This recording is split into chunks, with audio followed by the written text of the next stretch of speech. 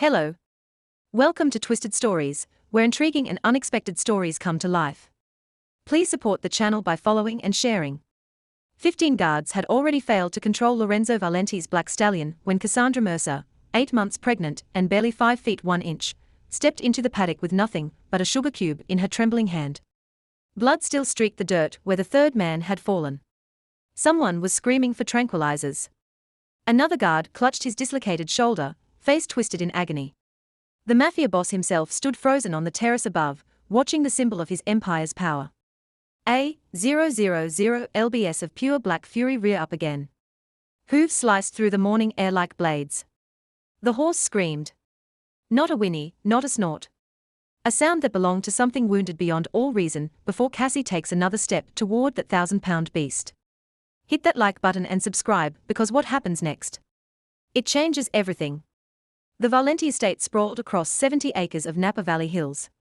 A place where money could buy absolute silence and secrets never crossed beyond the iron gates.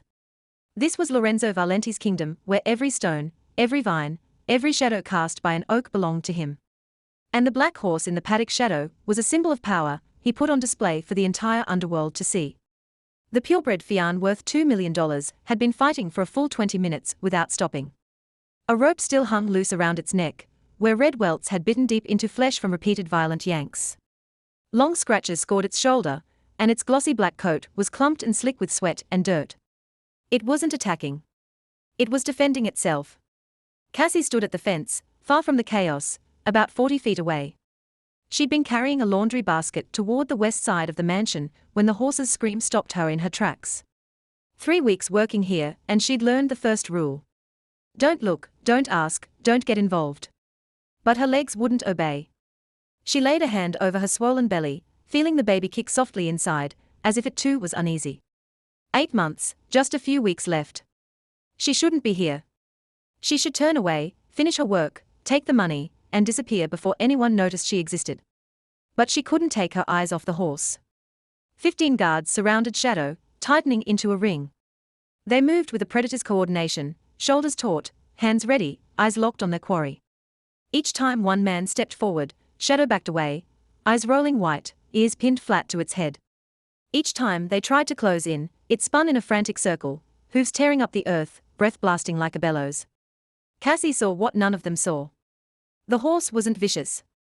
It was terrified. Terrified to the point of losing control.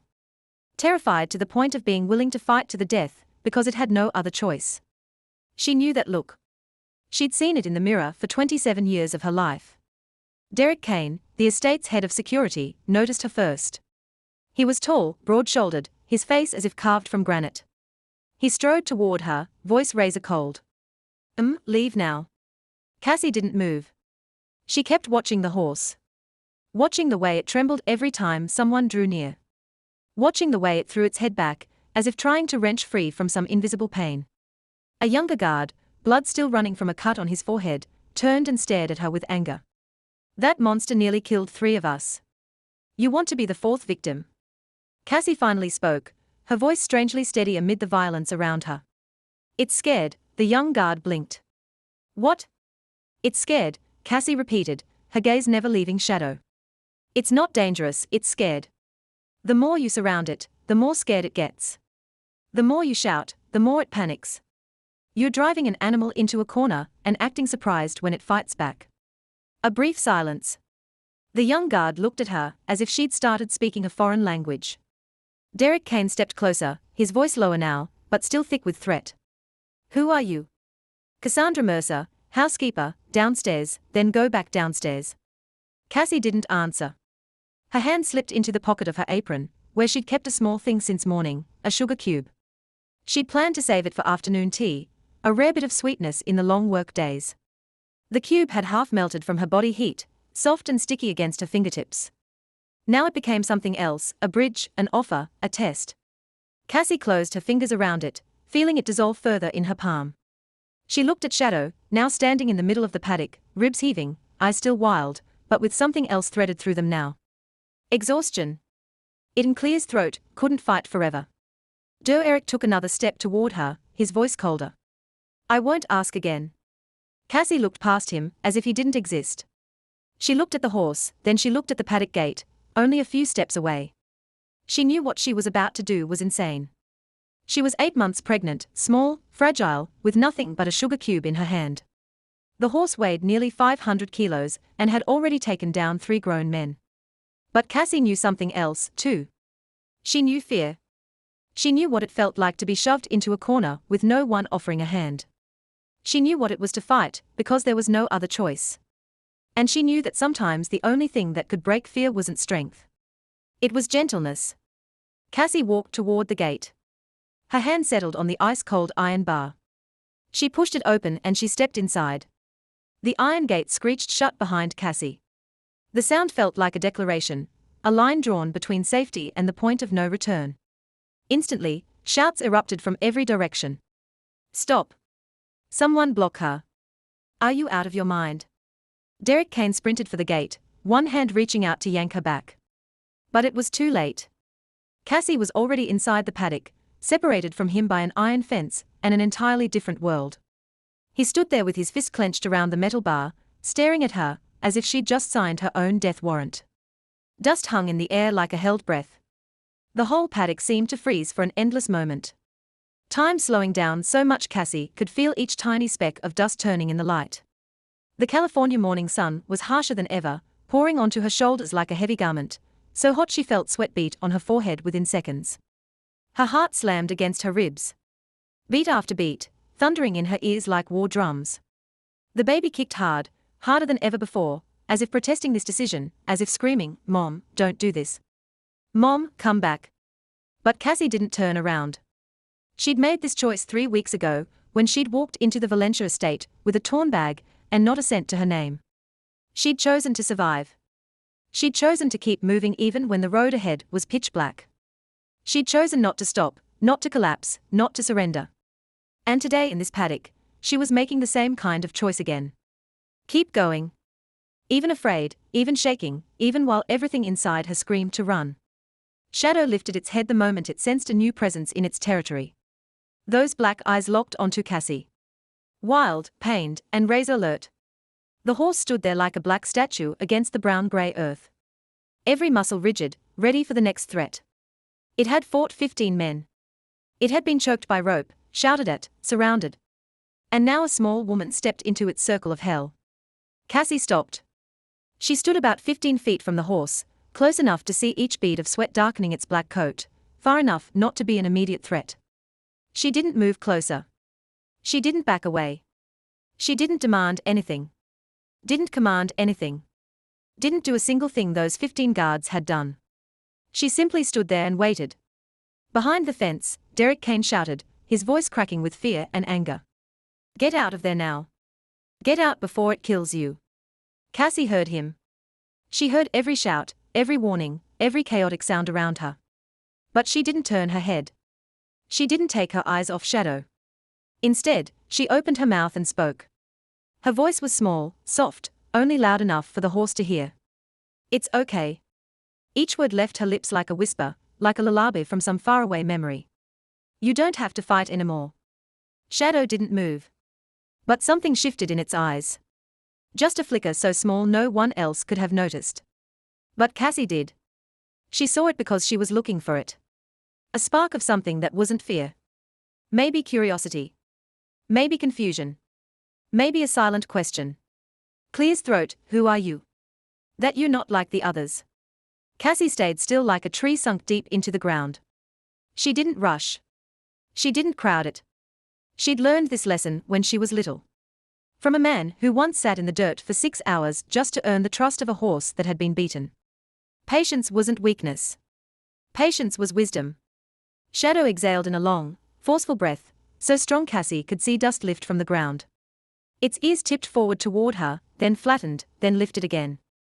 Its glossy black head tilted slightly, as if it was trying to understand something it had never encountered before. The battle inside the horse showed in every muscle. Tendons tightened, then eased. One foreleg stepped forward a small distance, then stopped. Its eyes never left Cassie, but the wildness softened by the smallest degree, just a little, like the sun slipping out from behind a storm cloud. Between trust and fear, the horse stood on the thinnest edge, and Cassie knew that one wrong move, one loud sound, one hurried step, and everything would shatter. So, she did nothing at all. She just stood there, her hand still closed around the sugar cube in her palm, and she waited for the horse to make its own decision. Cassie slowly raised her hand. Slow. So slow. Slow enough that she could feel every inch of air her arm moved through. The sugar cube sat in her palm. Small, ivory white, partly melted and slightly sticky against her skin. It looked fragile there, resting on a hand roughened by work. A tiny piece of sweetness she'd meant to save for herself. Now it was everything she had to offer. She extended her arm forward, palm up, opened wide like an invitation without words. No threat, no demand. Just the simplest offer one living creature could give another. 1 breath, 2 breaths, 3 breaths. The paddock fell into silence, as if the whole world was holding its breath. No one dared move. No one dared speak. 15 guards stood frozen outside the fence, eyes fixed on what was happening, unable to believe what they were seeing. Even the wind seemed to stop, leaving behind a stillness so tight it felt like it could choke you. Shadow stood there, its body still rigid, its eyes still locked on Cassie. But something was different. The horse no longer looked at her the way it looked at an enemy. It was looking at her like something it had never encountered.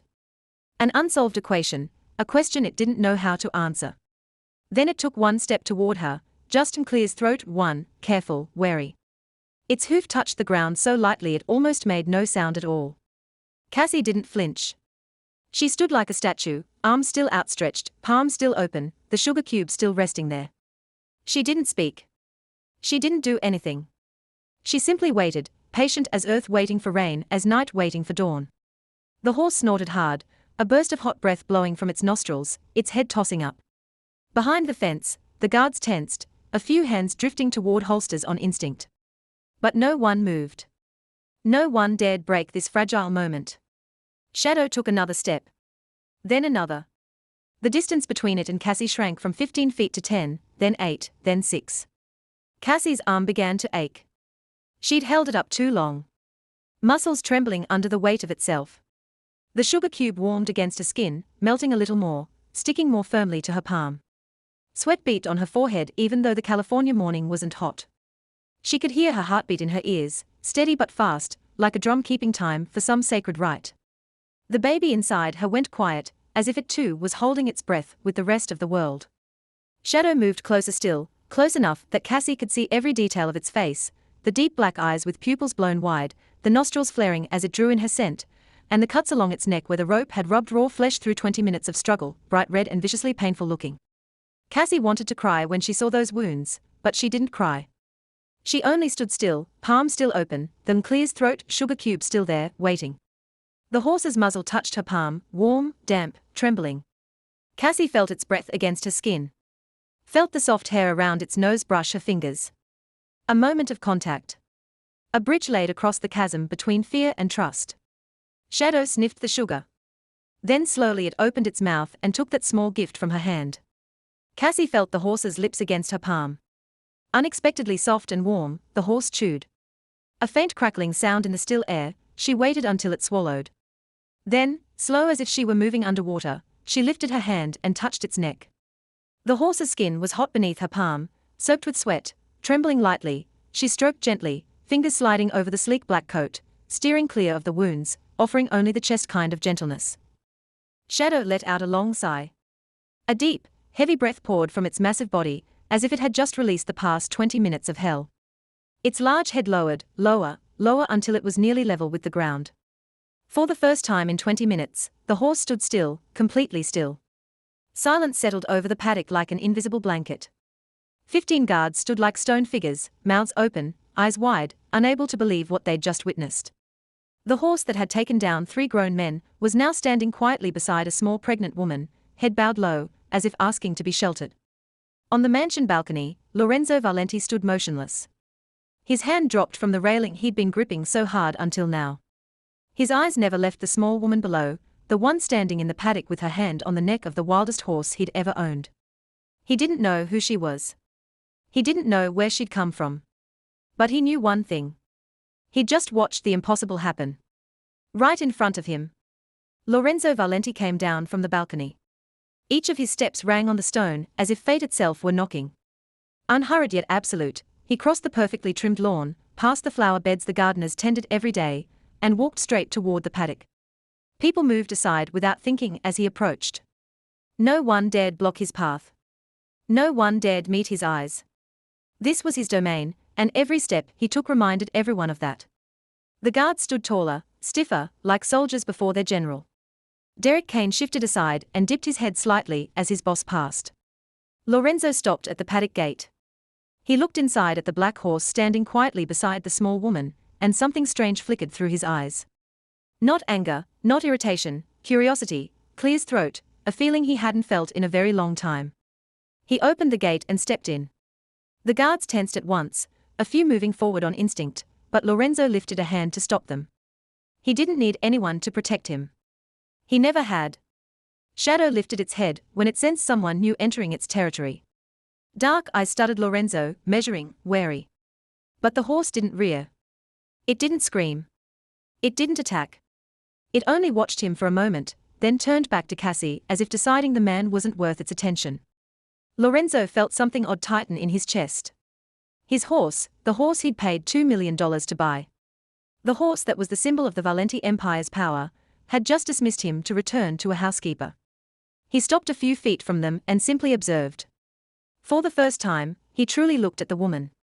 She was small, not even 5 feet 1 inch, so thin her shoulder bones pressed sharply beneath a plain shirt. Her belly was large, rounded tight with a baby about to be born, a strange contrast against the rest of her fragile frame. Her hair was chestnut brown, at first pinned up neatly, but now loosened, messy strands spilling over her shoulders and down her back. But what Lorenzo couldn't look away from was her eyes, calm. Calm in a way that didn't make sense. There was no fear in them, no worry, none of the shrinking difference he was used to seeing in people when they stood before him. She looked at the horse with gentleness, her hand still stroking its neck, as if standing in a paddock with a wild beast was the most ordinary thing in the world. Lorenzo spoke, his voice low and heavy with authority. "Who are you?" Cassie didn't turn around. She kept stroking Shadow's neck, her voice even, as if she were talking about the weather. "Cassandra Mercer, housekeeper downstairs." Housekeeper downstairs. He had dozens of servants in this mansion, and he couldn't remember the face of a single one. They were ghosts moving through his house, cleaning, cooking, washing, then disappearing. But this woman was different. She didn't disappear. She stepped into the center of chaos, and did what no one else could do. "How did you know how to do that?" Lorenzo asked, his eyes still on her. This time, Cassie turned. She looked him straight in the eye. No bowed head, no avoidance, not a trace of fear or submission. That look surprised Lorenzo. Very few people dared look at him that way. And among the ones who did, most of them were dead. "I grew up with horses," she said, her voice still calm. "They don't respond to strength. They respond to safety, or the promise of it." Lorenzo said nothing. He watched her for a few more seconds, as if trying to read something hidden beneath that composed surface. A pregnant housekeeper, small and frail, with nothing but a sugar cube, had just tamed the horse his 15 trained guards couldn't control. And she was talking about safety, about a promise, as if those were things he didn't understand. Maybe he truly didn't. Then he turned away and walked out of the paddock without another word. The guards parted as he passed, and he stopped beside Derek Kane, his voice dropped, only loud enough for one man to hear. "Find out everything about her." "Everything?" Eric nodded, not asking questions. He knew when to stay quiet and obey. Lorenzo walked on toward the mansion, but before he went inside, he looked back once more. In the paddock, Cassie was still standing beside Shadow. She'd turned back to stroke the horse's neck again, completely focused on it, as if the conversation a moment ago had never happened, as if the most powerful mafia boss in Napa Valley had never appeared at all. And somehow, in a way Lorenzo couldn't explain, that made it impossible for him to stop thinking about her. That night, Cassie returned to the small room in the staff quarters on the lower floor of the mansion.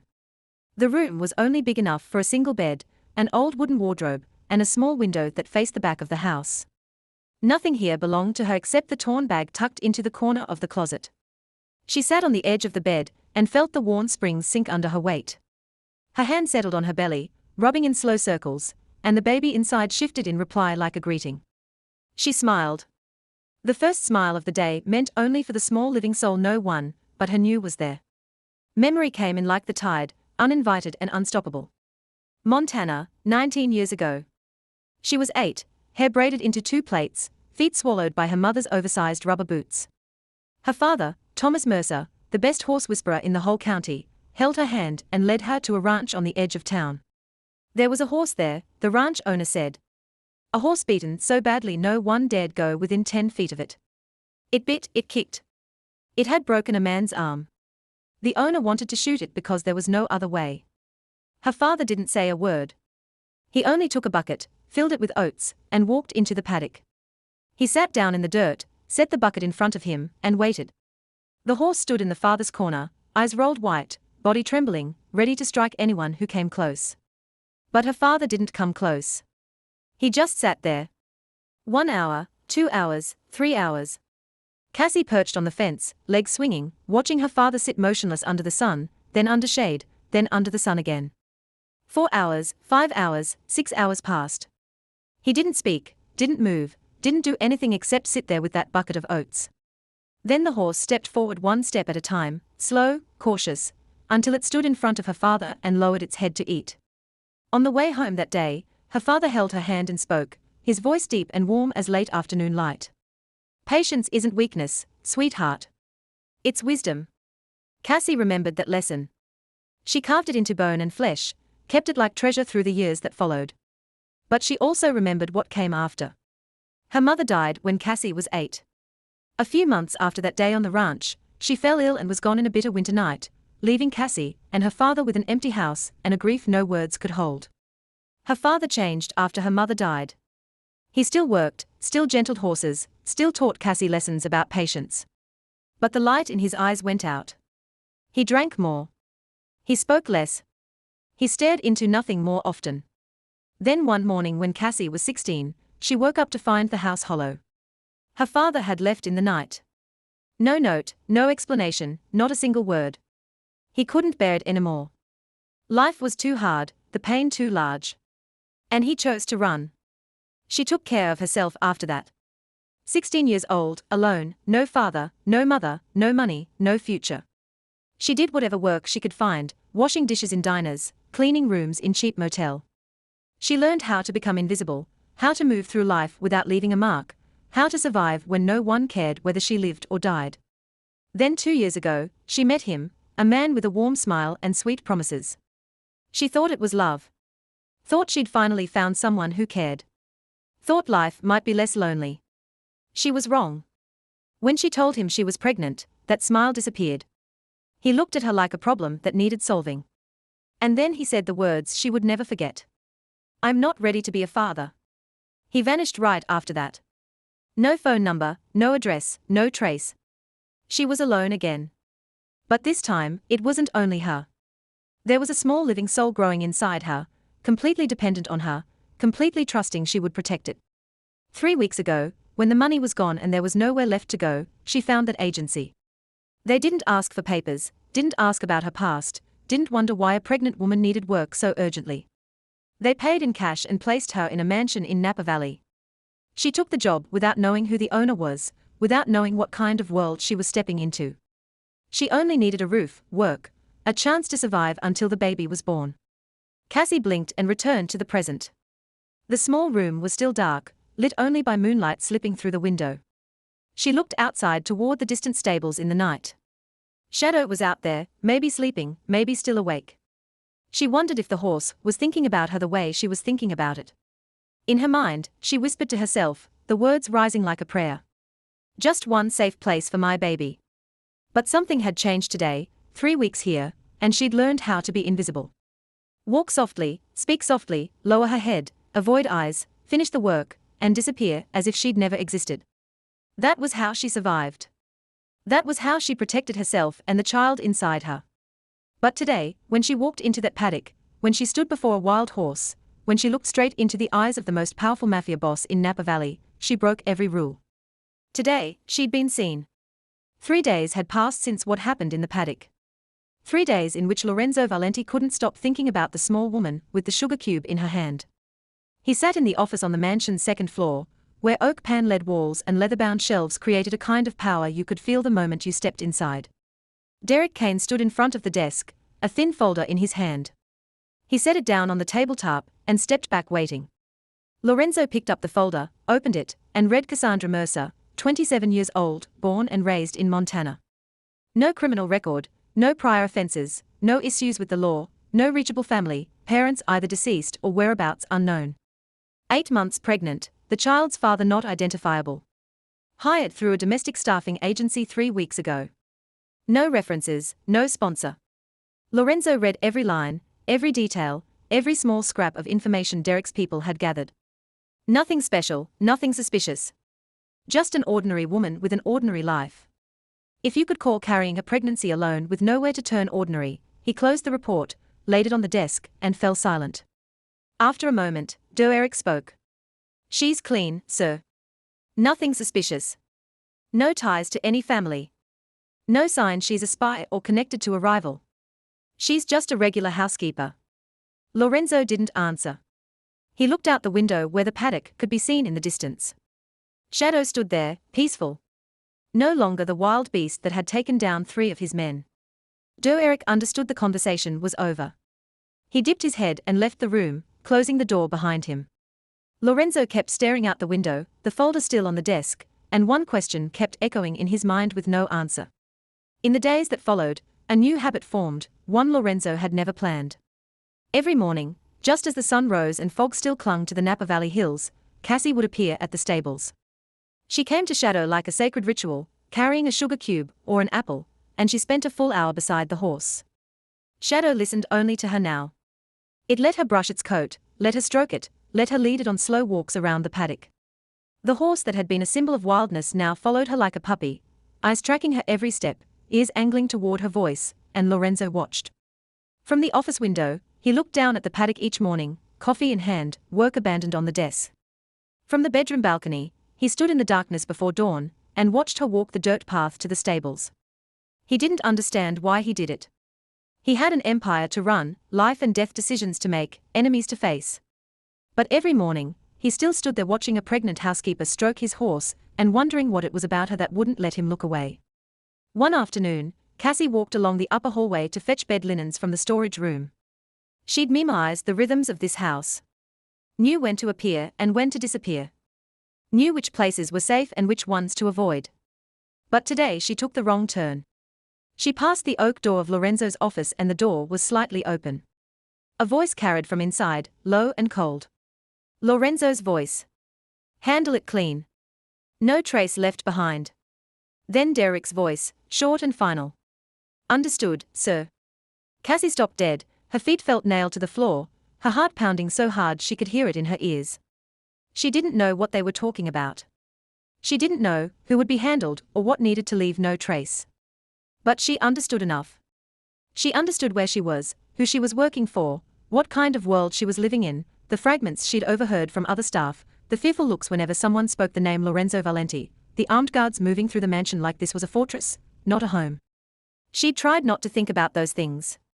She'd chosen to close her eyes, cover her ears, and do her work. But now, standing before that half-open door, she couldn't pretend anymore. Cassie drew a slow, deep breath and forced herself to stay calm. She walked on quiet, making no sound, as if she'd never stopped, as if she'd never heard anything at all. She took the linens from the storage room, hugged them to her chest, and went back downstairs by the rear staircase. No one saw her. No one knew she'd been there. That night, Cassie lay on the bed in her small room, eyes wide open, staring at the dark ceiling. The baby shifted inside her, maybe feeling its mother's unease. She put a hand on her belly and stroked gently, trying to soothe them both. What kind of world had she stepped into? Whose roof was she living under? The question spun through her mind like a storm with no place to land. Then she thought of the child inside her. Thought of the fact she had nowhere else to go, no one else to lean on. Thought of how she'd survived 27 years by not asking questions she didn't need to ask, and not getting tangled in things that weren't hers. The next morning, when the sun was just breaking over the hills, Cassie still walked to the stables as she always did. Shadow lifted its head when it saw her and gave a soft whinny like a greeting. She smiled, reached out to stroke its soft muzzle, and her decision was made. Don't ask. Don't be curious. Don't get involved. She only needed to survive until she gave birth. After that, she'd find a way to leave. But for now, she would become invisible again. A week passed. 7 days Cassie kept doing housework, kept visiting Shadow each morning, kept pretending she hadn't heard anything in the hallway that day. 7 days she tried to become invisible again, just like her original plan.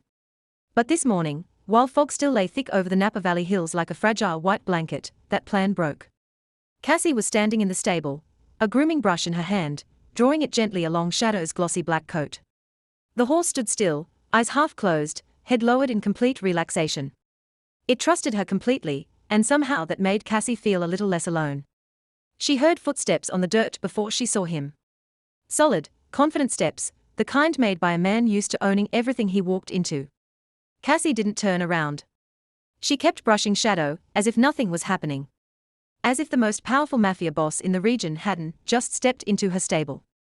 Lorenzo stopped at the stable doorway, one shoulder against the wooden frame, arms folded across his chest. He didn't speak. He only stood there and watched. Cassie could feel his gaze on her back, heavy and cutting. But she didn't let it change the rhythm of her hand. She didn't stop working. She didn't stand up to greet him. She didn't show fear or submission the way everyone else in this mansion did. Silence stretched between them, filled only by the soft rasp of the brush through the horse's coat and Shadow's steady breathing. Finally, Lorenzo spoke, his voice low and carrying something Cassie couldn't quite name. "You're not afraid of me." It wasn't a question. It was a statement, an acknowledgement of something unusual he'd been watching. Cassie still didn't turn, her hands still moving. "Should I be afraid?" Lorenzo was quiet for a moment, as if weighing his answer. "Most people are." "I'm not most people." The words left Cassie's mouth before she could think. She wondered if she'd just crossed a line. If that bluntness would get her into trouble. But when she glanced over her shoulder, she saw something strange on Lorenzo's face. Not anger, almost amusement. Silence settled again, but this time it wasn't as tight. Lorenzo kept watching her work, and when he spoke again, his voice was a little softer. "You grew up in Montana." It wasn't a question. He'd read the report.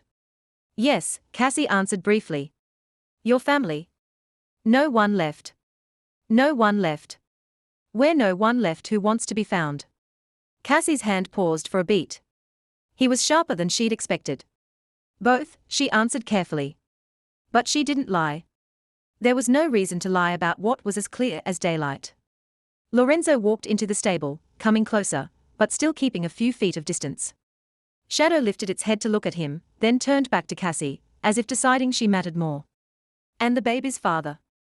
The question made Cassie's hand stop completely. The brush hovered above the horse's coat. Motionless, she felt her body tense, painful memories surging like a wave. But she forced them down the way she'd done hundreds of times before. She started brushing again, her voice so even it surprised even her. "He didn't want us." 5 simple words, no details, no explanation, no self-pity, just the barest truth. Lorenzo didn't speak. But Cassie felt something shift in the air. A new tension, not aimed at her, but aimed at someone who wasn't here. She didn't know that in Lorenzo's chest, a fire had just flared up. Anger. Anger at a man he'd never met. The man who'd abandoned the woman standing in front of him. He didn't understand why he felt it. She was only a housekeeper. She had nothing to do with him. But the anger still burned, low and stubborn, refusing to die. Lorenzo cleared his throat, pushing that strange feeling aside. "I have an offer." Cassie finally turned to look at him. Calm brown eyes meeting his grey. "You'll officially take care of Shadow. Double your current pay. A private room near the stables so it's easier to work." Cassie looked at him for a long moment, measuring, weighing. Then she said, her voice harder. "I don't need your pity." Lorenzo didn't seem offended by the implicit refusal. Instead, he tilted his head slightly, studying her with an expression she couldn't read.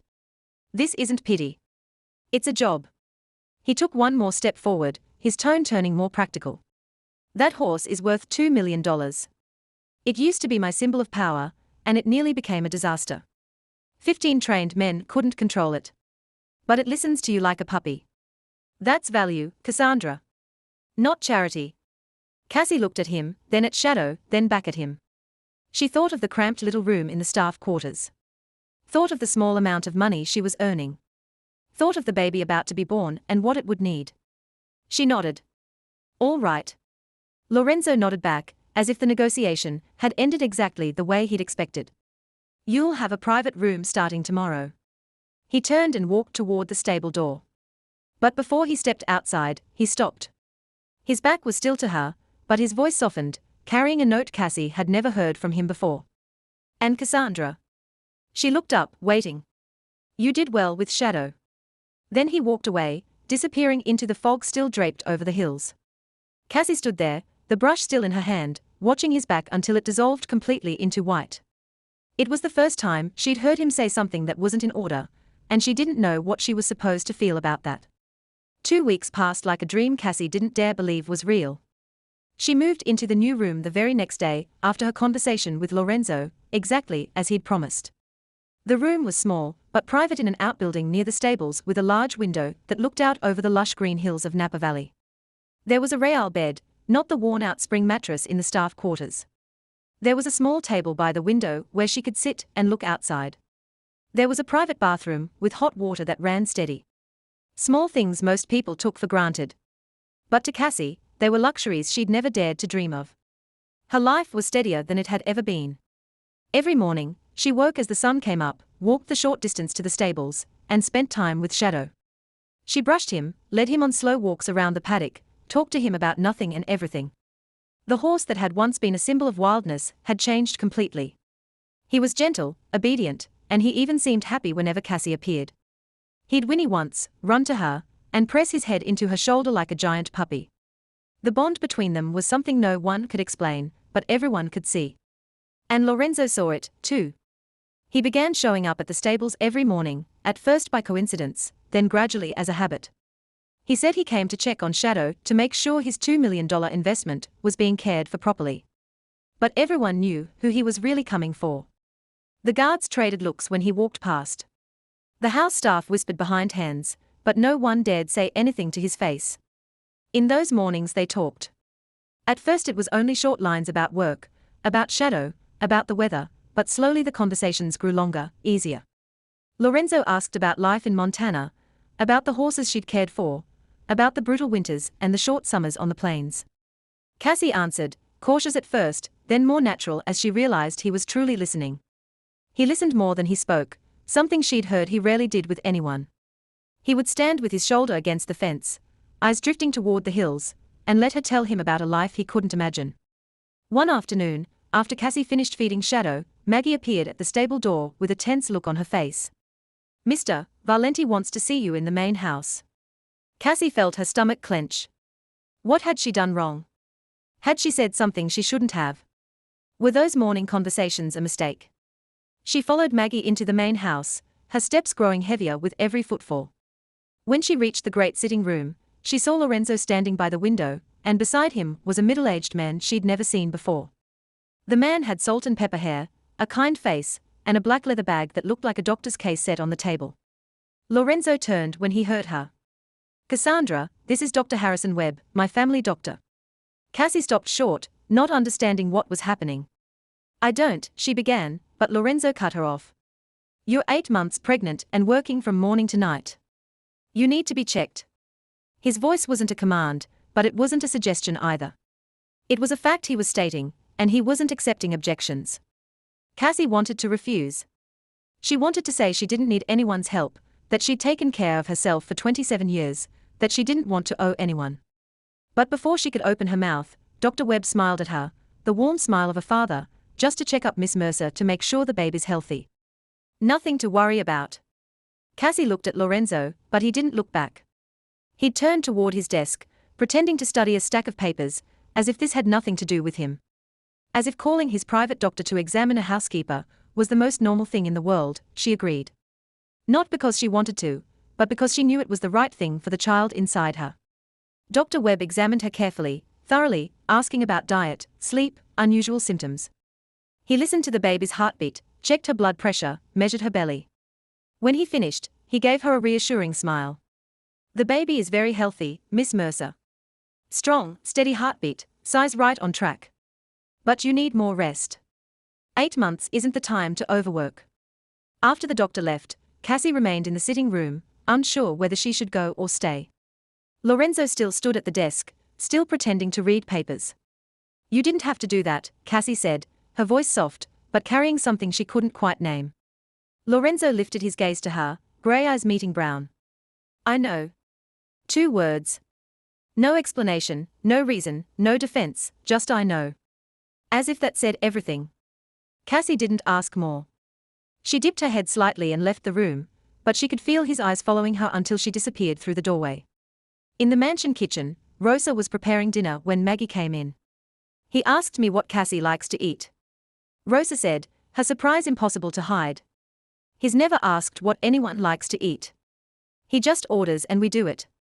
Maggie looked out the window, where she could see Lorenzo walking toward the stables even though Cassie wasn't there anymore. He's in love, she said, her voice holding a little sadness and a little hope. He just doesn't know it yet. That night, Cassie lay in her new room, a hand on her belly, feeling the baby stir inside. Moonlight slipped through the window and spilled over the distant hills. And somewhere in the stables, Shadow slept in peace. For the first time in a long time, maybe for the first time in her life, Cassie felt like she could hope. Late at night, Lorenzo sat alone in the office on the mansion's 2nd floor. The whiskey in his glass was half gone, the amber catching the pale gold of the desk lamp. The room lay in darkness, except for the small pool of light around his desk, where important papers waited for his attention. But he wasn't looking at the papers. He was looking out the window toward the small building near the stables. Light still burned in Cassie's room, a warm yellow square in the black night. He wondered what she was doing, reading, thinking about the baby that would be born soon. Or maybe she was awake, too, like him, with thoughts that wouldn't let her sleep. He lifted the glass to his mouth, took a sip, and let the burn slide down his throat. Memory came without being asked, the way it always did when he sat alone in the dark. 24 years ago, Lorenzo was 12, standing beside his mother's coffin in the great room of the old estate. She lay there in the white dress she loved, hair brushed smooth, eyes closed as if she was sleeping. But she wasn't sleeping. She would never wake again. The Caruso family had sent her back as a message to his father, a reminder that in this world, no one was allowed to have a weakness, and his mother had been Don Valen's greatest weakness. His father stood beside the coffin, back straight as an oak, face hard as granite. He didn't shed a tear. Not one sob. Not a single crack of pain showed on the carved, severe lines of his face. Lorenzo wanted to cry, wanted to scream, wanted to smash everything around him. But he looked at his father and learned how to swallow his tears. After the funeral, when the Moros had left and the house sank into a deadly silence, his father called him into the study. Lorenzo remembered the smell of cigars and leather in that room. Remembered his father's cold eyes as they fixed on him. Remembered every word that came from the thin lips of the man who'd made him. Love is weakness, Lorenzo. They killed your mother because I loved her. Because I let her become my weakness. Never let anyone become your weakness. Never. At 12 years old, Lorenzo stood in that room and watched his father build the first wall around his heart. 20 years ago, Lorenzo was 16, standing in the underground shooting range beneath the estate. A pistol sat in his hand, heavy and cold, and he learned how to squeeze the trigger without shaking. His father stood behind him, watching, judging, never satisfied. Lorenzo learned to shoot that year, learned to fight, learned to interrogate, learned how to make people afraid with nothing but a look, and most of all, he learned how to feel nothing. His father taught him everything he needed to survive in this world. Trust is stupid, his father said, voice cold as ice. Everyone has a price. Pay enough and anyone will betray you. Remember that. Lorenzo remembered. He carved it into bone, into flesh, into every cell in his body. He trusted no one. He loved no one. He never let anyone close enough to hurt him. 10 years ago, his father died. A sudden heart attack in the middle of the night. And Lorenzo inherited the Valenti Empire at 26. He stood by his father's hospital bed in those final hours watching the man, who'd been a symbol of power, become small and frail beneath white sheets. His father didn't apologize, didn't speak of love, didn't say anything at all except instructions about business, about the empire, about enemies to watch. To the very end, he was Don Valenti, not a father. After his father died, Lorenzo built the walls higher, colder, crueler. He became the new Don Valenti. More terrifying than his father had ever been. No one dared come close. No one dared meet his eyes. He had everything. Money, power, his enemies' fear. And yet he had nothing at all. He'd never had a real relationship. Never had anyone he could call a friend, a lover, family, only transactions, only advantage, only towering walls and a frozen heart. Lorenzo looked down into his glass and saw his own face distorted in the amber liquid. He wondered what Cassie thought of him. Was she afraid of him? Did she despise him? Could she see the blood on his hands, even if he'd washed them clean long ago? She looked at him with those calm eyes. No fear, no submission, as if she could see through every layer he'd built over 24 years. And the most frightening part was that he wanted her to see. He wanted her to see him, the real man. Not the mafia boss, not Don Valenti, just Lorenzo. But did that real man still exist? Or had he died with his mother 24 years ago in a room that smelled of lies and tears that never fell? Lorenzo drained the whiskey and set the glass down on the desk. He rose, walked to the window, and stared out. The light in Cassie's room was still on, like a small lighthouse in an ocean of darkness. He turned off the office lamp, letting the room sink into night, but his eyes still wouldn't leave that lit window in the distance. He couldn't sleep that night. 30 miles south of the Valenti estate in an old villa hidden among endless vineyards, another meeting was underway.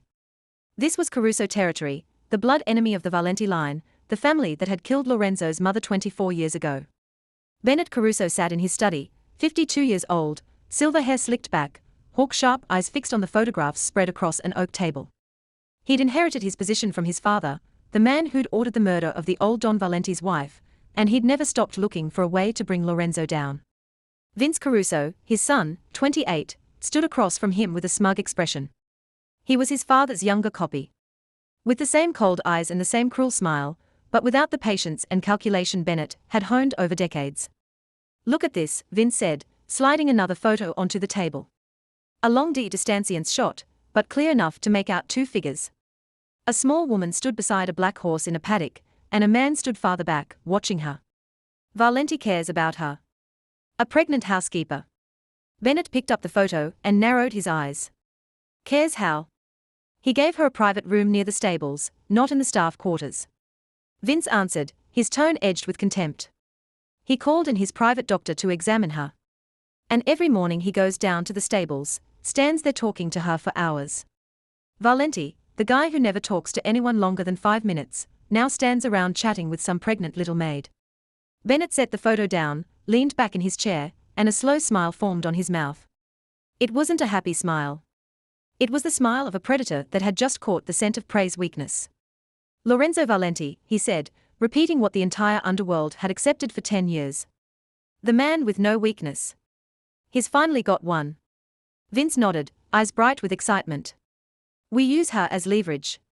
We grab her, bring her here, then force Valenti to hand over the Southern Territory. He took that area from us 5 years ago. It's time to take it back. Bennett went quiet, his fingers tapping lightly on the tabletop.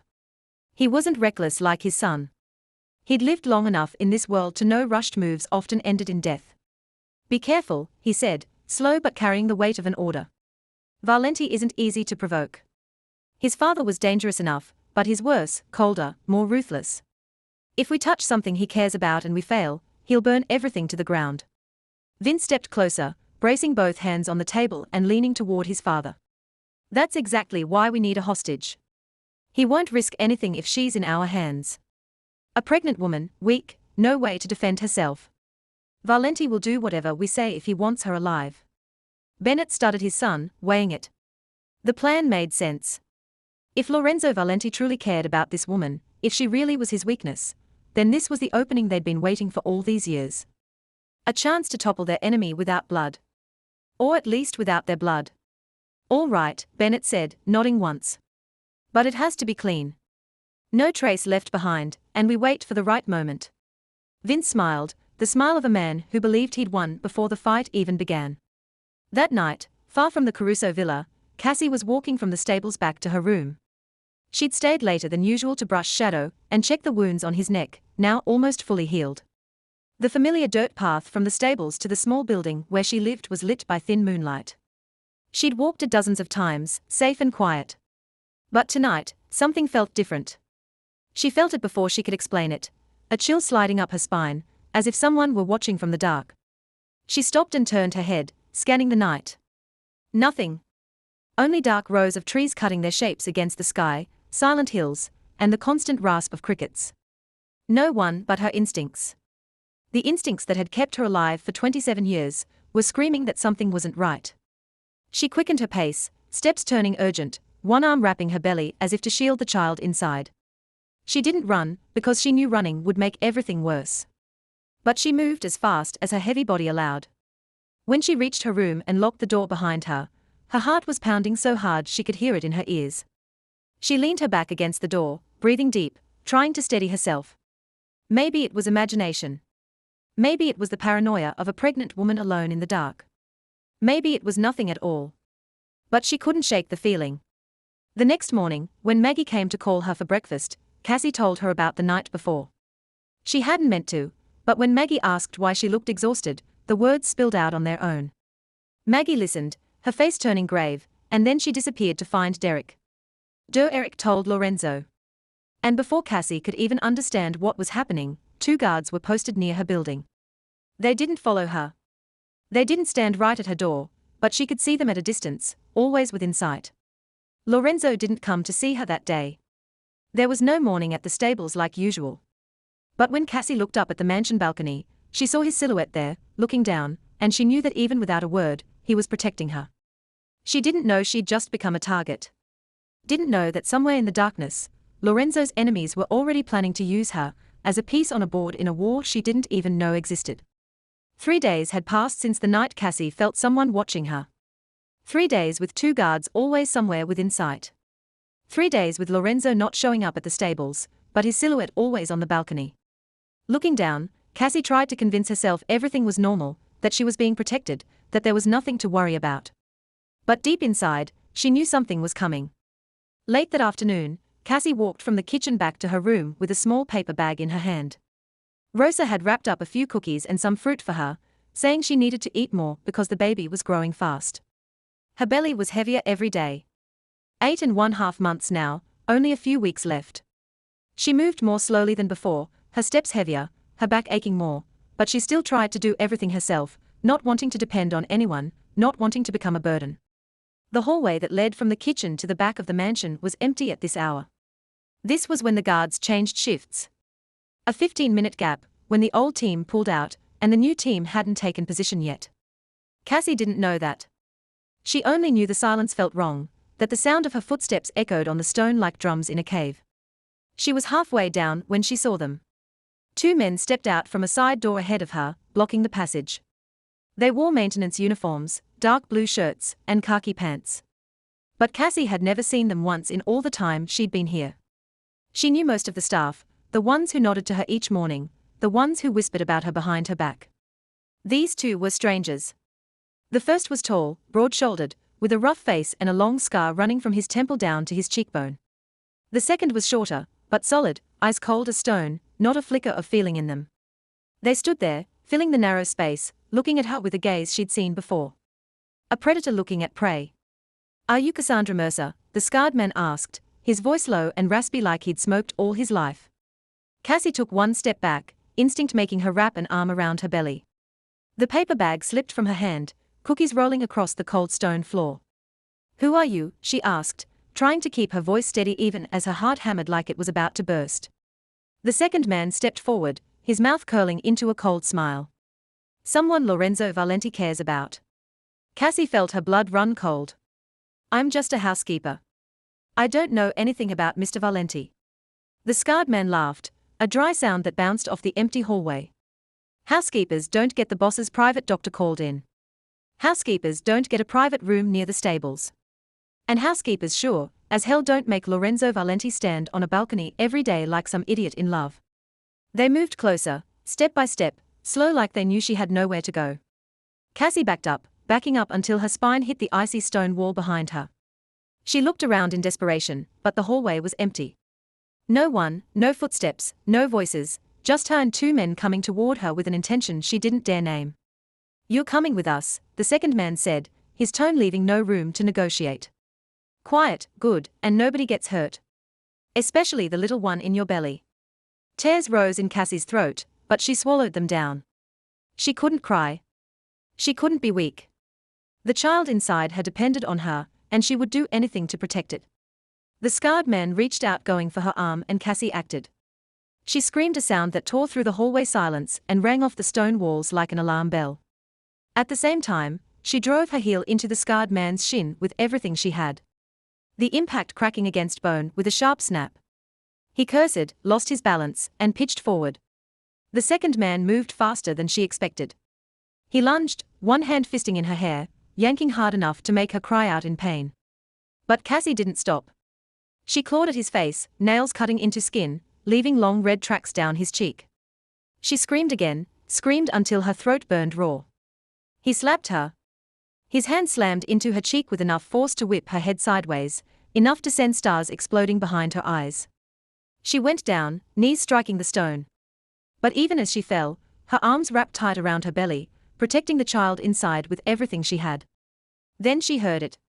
Running footsteps, footsteps pounding down the hallway, fast and urgent, like thunder closing in. Stop. Let her go. Derek Kane's voice cracked like lightning, full of authority and rage.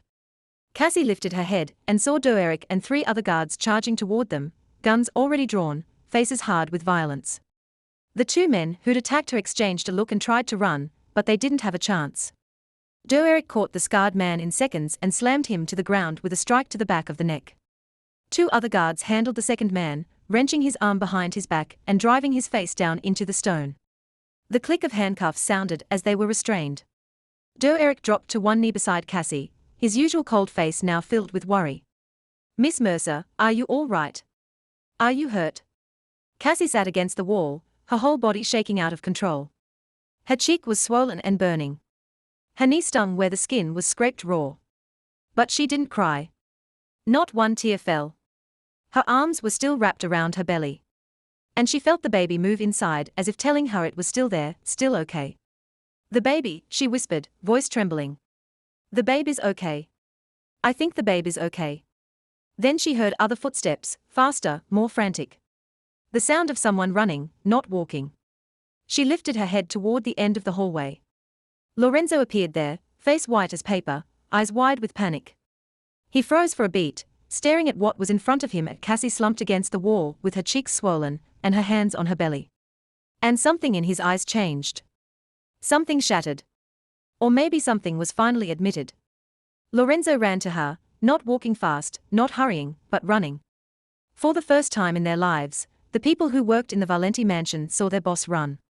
His footsteps thundered on the stone floor, quick and urgent, as if every passing second was 1 second too long. His face was white as paper, drained of all color, and in his eyes was something no one had ever seen before. Panic, pure fear, uncovered and unhidden. He shoved Derek aside, not roughly, but not gently either, and dropped to his knees in front of Cassie. His knees hit the cold stone and he didn't even notice. His hands shook as he reached for her shoulder. So light it barely had weight, as if he was afraid that even the slightest pressure would make her break. "Are you okay?" he asked, his voice trembling, no longer the cold, commanding voice everyone was used to. "Is the baby okay?" Cassie looked up at him into those grey eyes filled with worry. And she felt something strange tighten in her chest. This wasn't the mafia boss. This was just a man who was afraid. Afraid of losing something he maybe hadn't even named yet. "I'm okay," she whispered, her voice still shaking. "We're okay."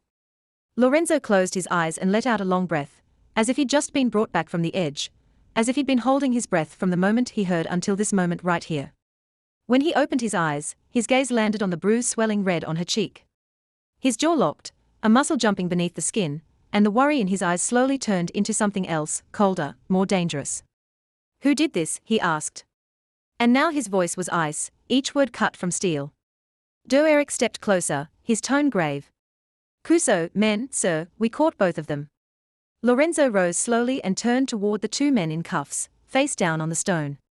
He walked over, stopped in front of them, and Cassie saw something in his eyes when he looked down. Not anger. Anger could be understood, could be controlled. This was something far more dangerous. This was destruction held tight, waiting to be unleashed. "Take them to the basement," Lorenzo ordered, his voice empty of feeling. "I'll come down after."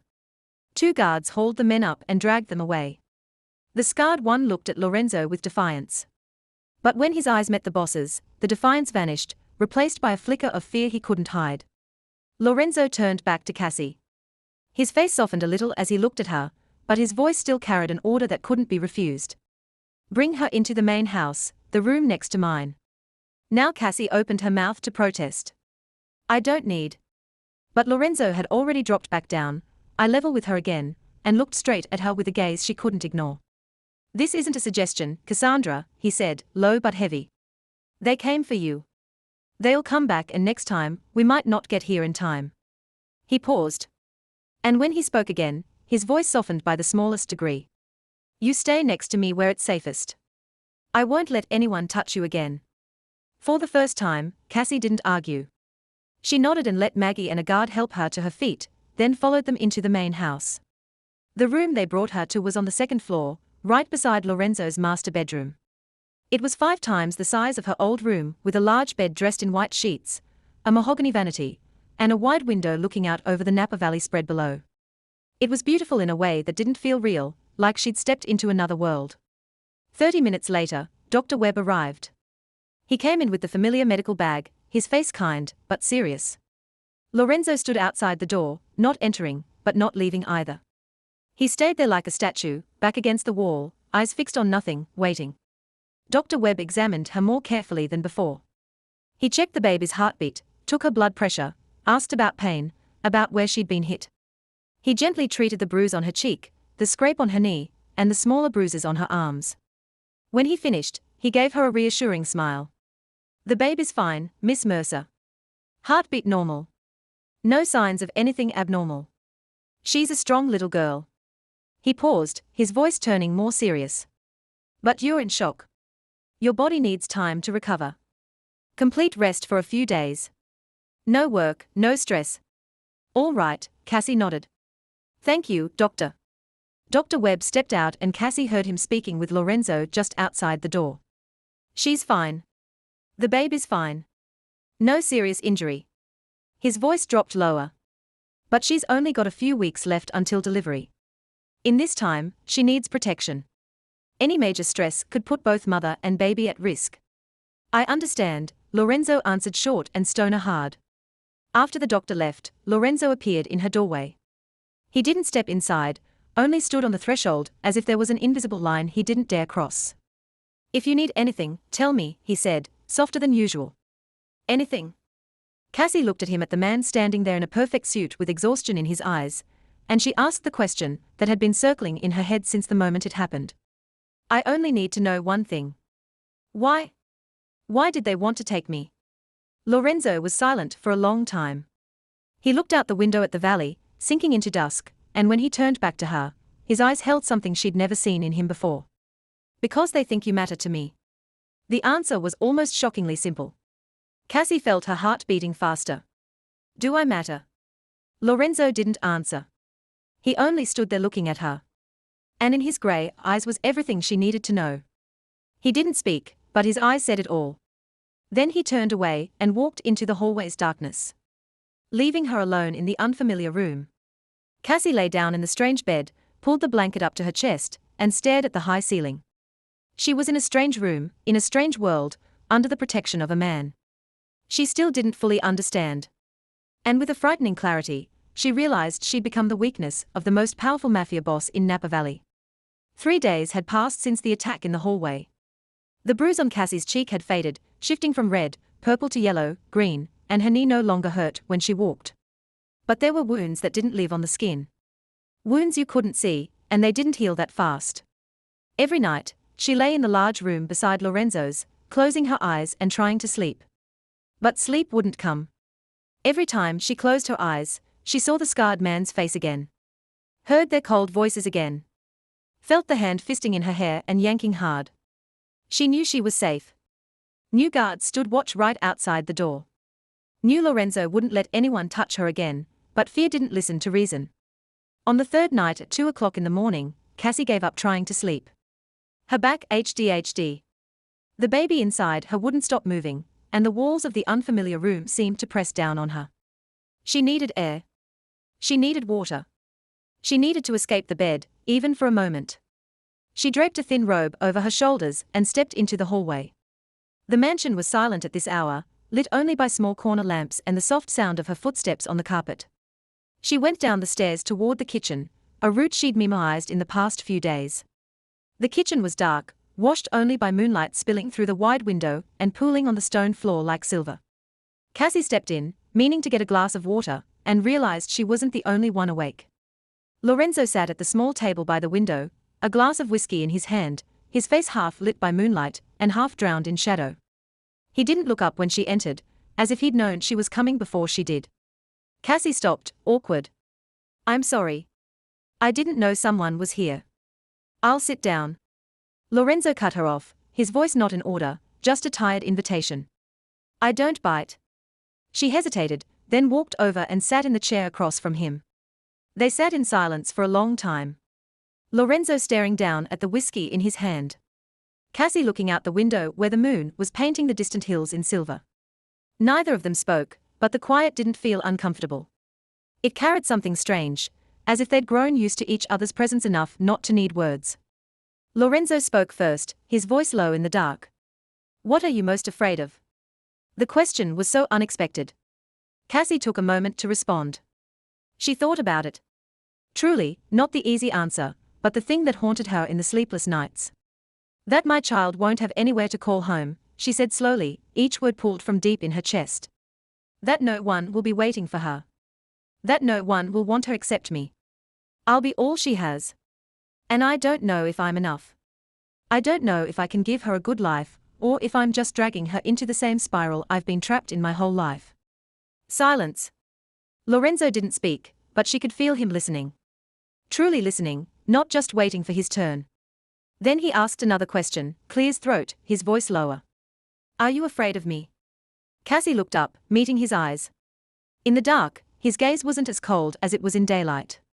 It was only tired and maybe lonely. "I used to be," she admitted, "but I'm not anymore." "Why?" Cassie tilted her head and studied him for a long moment before she answered. "Because I see you. I really see you," she said, her voice gentle but steady behind all the orders, the guards, these rooms. "You're afraid, too. Like shadow on that first day. You build walls so high no one can get close. But inside those walls, you're just a man trying not to be hurt one more time." Lorenzo set his whiskey down on the table. He looked at her, and in that moment, the mask he'd worn for 24 years seemed to crack.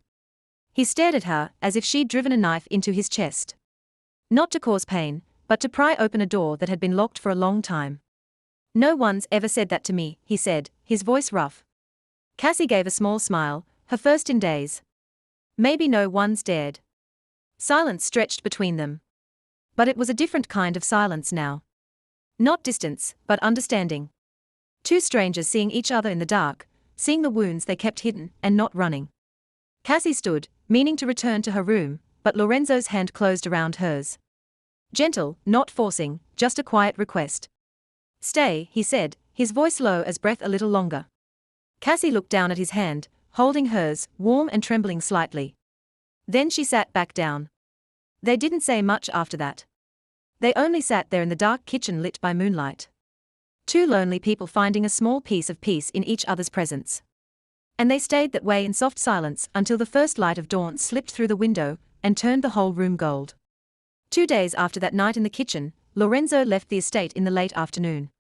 He didn't tell anyone where he was going, only gave Derek a short order to ready the car and his 6 most trusted guards. Cassie watched the glossy black convoy roll out through the gates from her bedroom window, and she knew this wasn't a normal business trip. There was something in the way Lorenzo moved that morning, in the way he didn't look at her when he passed, in the tension across his shoulders. She'd learned to recognize. He was going to settle something, and she knew it had to do with her. The convoy stopped in front of an Italian restaurant on the outskirts, far from residential streets, a place that had been closed for years, but kept up as neutral ground for meetings no one wanted spoken about. Lorenzo stepped out of the car, Derek and 6 guards closing around him, and they went inside. The restaurant was dark, lit only by a few lamps in the center where a table had been set. Bennett Caruso sat there, silver hair slicked back, hawk eyes watching Lorenzo enter with the pleased interest of a snake studying prey. Vince stood behind his father, arms folded, smug smile on his mouth. "Lorenzo." Bennett spoke first, his voice wrapped in false friendliness.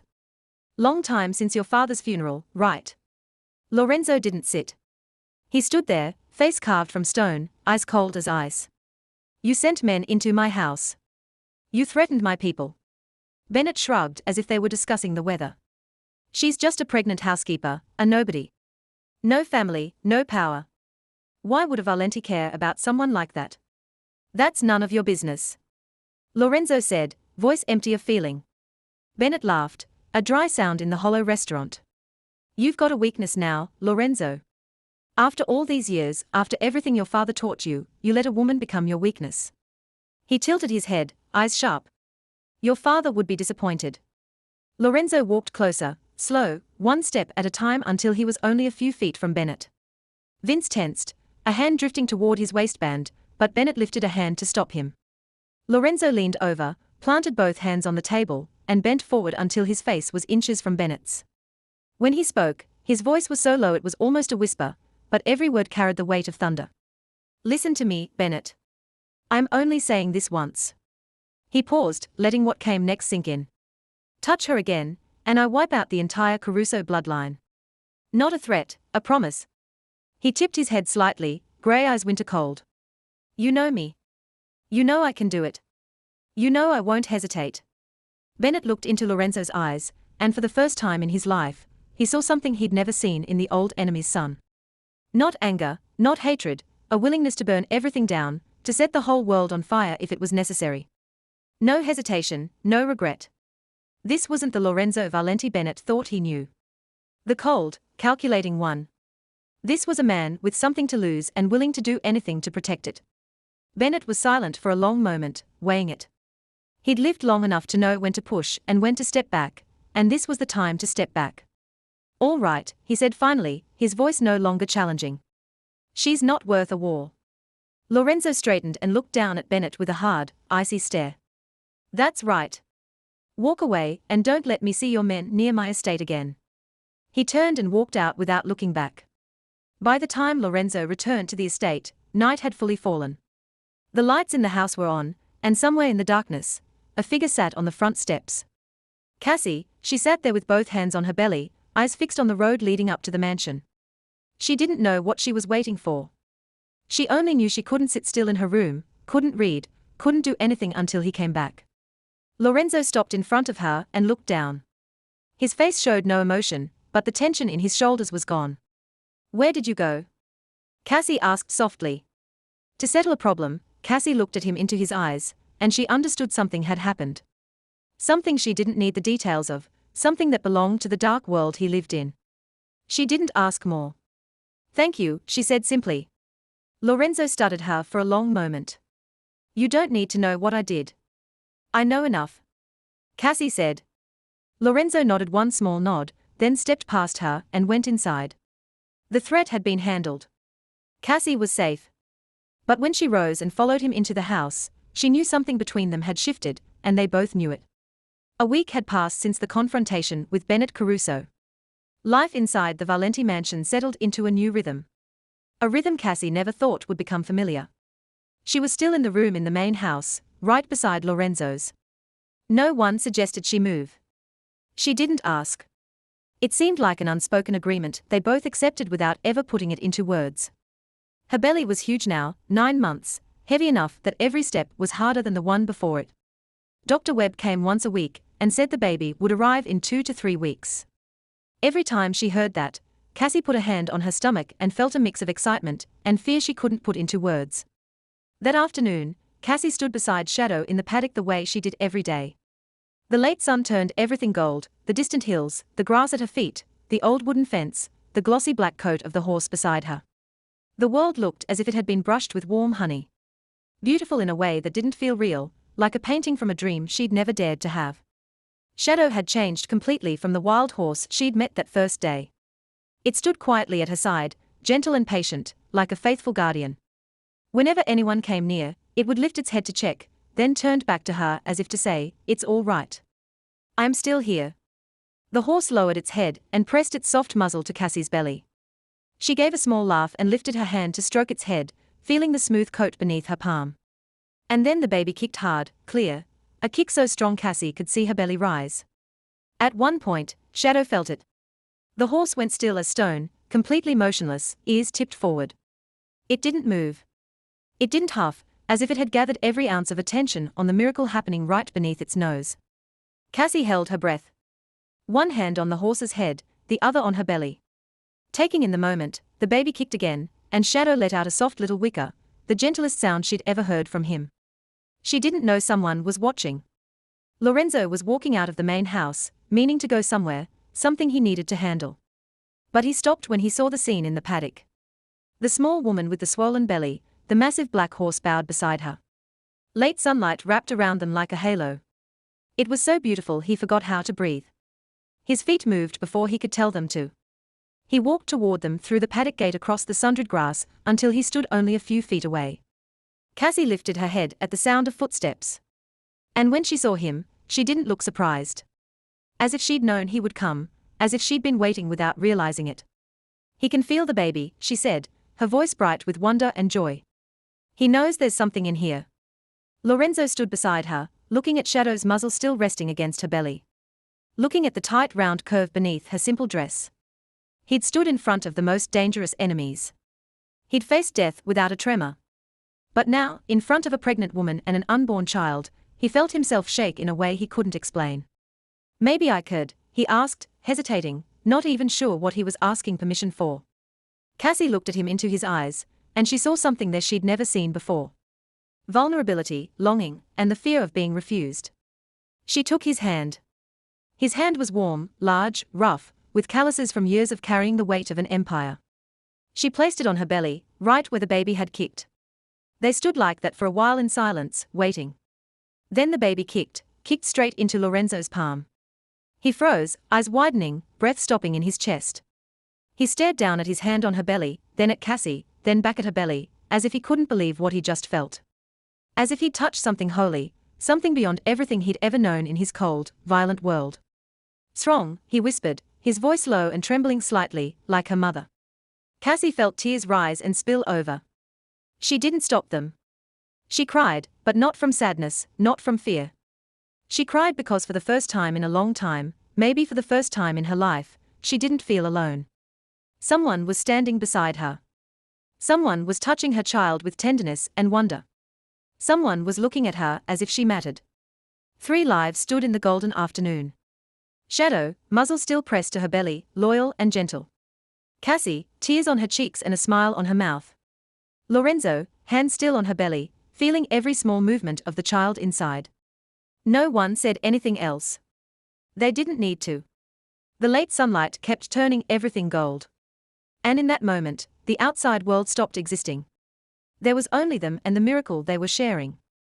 That night, after dinner, Maggie came to Cassie's room and said Lorenzo wanted to see her in his office. Cassie felt her heart jump into a faster rhythm. Not knowing if it was worry or something else, she got up and followed Maggie to the second floor, moving slowly with the weight of her belly and the ache in her legs. 9 months of pregnancy had drained her strength, but she kept going anyway, the way she'd kept going for 27 years. When she reached the office, the oak door was already open. Lorenzo stood by the large window overlooking the valley, his back to her. He wore a white shirt with the sleeves rolled up. No suit, no tie, looking less cold than he usually did. The lamp on his desk cast a warm yellow shadow across the wooden floor, and in the room's hush, Cassie could hear her own heartbeat. Lorenzo turned when he heard her steps. In his hand were 2 ivory envelopes, thick and formal. He gestured toward the chair in front of his desk. "Sit down." Cassie sat, both hands resting on her belly, eyes on him with worry she couldn't hide. "Is something wrong?" Lorenzo didn't answer right away. He came closer and handed her the first envelope. "Open it." Cassie took the envelope, her hands trembling slightly as she tore it open. Inside was a stack of legal documents stamped and signed. She read line by line, and when she understood what it meant, her eyes widened until she could barely believe it. "This is Shadow's ownership papers." Lorenzo nodded, his face unreadable, but his eyes softening as they stayed on her. "You gentled him. He belongs to you completely. From now on, he's your horse, not mine." Cassie shook her head, trying to give the papers back. "I can't take this. That horse is worth $2 million. I'm just you can." Lorenzo cut in. Gentle but unmovable. "And you will. Shadow doesn't listen to anyone but you. He chose you, not the other way around." I'm only doing what should be done. Before Cassie could say anything else, Lorenzo handed her the second envelope. This one was lighter, and when she opened it, a key dropped into her palm along with a sheet of paper. She read the paper, and this time, she couldn't speak at all. The house on the east side of the estate, Lorenzo explained, his voice low and even. I had it renovated over the past week. 3 bedrooms, 1 for you, 1 for the baby, 1 as a spare, a private kitchen, a private bathroom, a private entrance. You'll have your own space. Cassie stared at the key in her hand, small and cold, but carrying the weight of an entire world. Lorenzo, I can't. No rent, he went on as if she hadn't spoken. No conditions, no strings, just a home for you, for your child, a place you can call yours. Cassie stood, the key still in her hand, and walked closer. She stopped in front of him, looking up at the man who'd saved her, protected her, given her more than anyone ever had. Why, she whispered. Why are you doing all this? I'm just a housekeeper. I have nothing to give you. I have nothing. Lorenzo turned back to the window, staring into the night outside. He was silent for a long time. Long enough Cassie thought he wouldn't answer. Then he spoke, his voice low and carrying something she'd never heard from him before. Fragile, honest, real. Because you reminded me of something I thought I'd forgotten. He paused and drew in a deep breath. That strength doesn't need cruelty. For 24 years I believed that to be strong I had to be cold. To survive I had to be ruthless. But you walked into that paddock with a sugar cube in your hand. And you did what 15 men with ropes and strength couldn't do. He turned back to her, and in his eyes was something she'd seen in the sleepless kitchen night. The exhaustion, the loneliness, and a small stubborn thread of hope. You taught me that gentleness is its own kind of courage. That what I need isn't a higher wall to keep everyone out. It's a door to let someone in. He stepped closer. Close enough she could see every line in his face. The faint crow's feet at the corners of his eyes. The early grey at his temples. You don't have to answer anything. You don't have to say anything. The house is there. The horse is yours. The rest is up to you. I'm not asking for anything. Cassie felt tears rise, but she didn't let them fall. Not now. Clear's throat, she moved closer still. Close enough to feel the warmth coming off his body. And she lifted her hand, pressing her palm to his chest, right over his heartbeat. Thank you, she whispered, her voice trembling, for opening that door. Lorenzo looked down at her hand on his chest, then lifted his gaze to her eyes. He raised his own hand, covered hers, and held it there, warm, steady, like a promise that didn't need words. They stood that way in the quiet office, under the yellow lamplight, with night pressed against the window. No kiss, no embrace, but enough. More than enough. The next day, late in the afternoon, sunset poured its bright gold across the Napa Valley. The sky shifted from blue to orange, then to pink, then to purple, like a painting nature had made just for this moment. The hills stretched in the distance. The vineyards lined up in neat rows. The ancient oak trees standing still in the last light of day. Everything was quiet. Everything was so beautiful it felt almost impossible to breathe. Cassie stood beside Shadow in the paddock, her hand stroking the black horse's neck, feeling its warmth under her palm. She'd changed so much since the first day she walked into this estate. She wasn't the invisible woman trying to survive one day at a time anymore. She'd found a place that belonged to her, a roof over her head, and maybe someone she could lean on. Lorenzo stood beside her, silent, but present. He didn't say anything. He didn't need to. Just standing there with her in the golden sunset was enough. Somewhere in the main house, life continued as usual. Rosa was preparing dinner in the kitchen. Maggie was checking tomorrow's schedule. Eric was arranging guard rotations. And the work of an empire still waited for Lorenzo's attention. But here in this paddock, nothing mattered except this moment. Nothing mattered except the 3 lives standing together in the last sun. Shadow lowered its head to Cassie, the way it had on the first day when she placed the sugar cube on her open palm, the way it had done every day since. A gesture of trust, an admission that she was the one it had chosen, the one it belonged to. Lorenzo looked at the horse, then at the woman standing beside him, the small woman with a 9-month belly, with chestnut brown hair lifting softly in the evening wind, with calm eyes he'd loved from the first moment he saw them, even when he didn't yet know it was love. Then slowly, deliberately, Lorenzo lowered his head, too. Not a bow of surrender, not a bow of the weak before the strong, but a bow of respect. Respect for the woman who taught him that real strength didn't live in the walls he'd built, but in the door he dared to open. Cassie watched him bow his head, and her heart tightened. She reached out and placed her hand over his. Warm, steady, real. "Thank you," she whispered. 2 words, only 2, but they held an entire universe. Thank you for saving her. Thank you for protecting her. Thank you for giving her a home. And most of all, thank you for seeing her. Truly seeing her when the world had treated her like she didn't exist. Lorenzo didn't speak.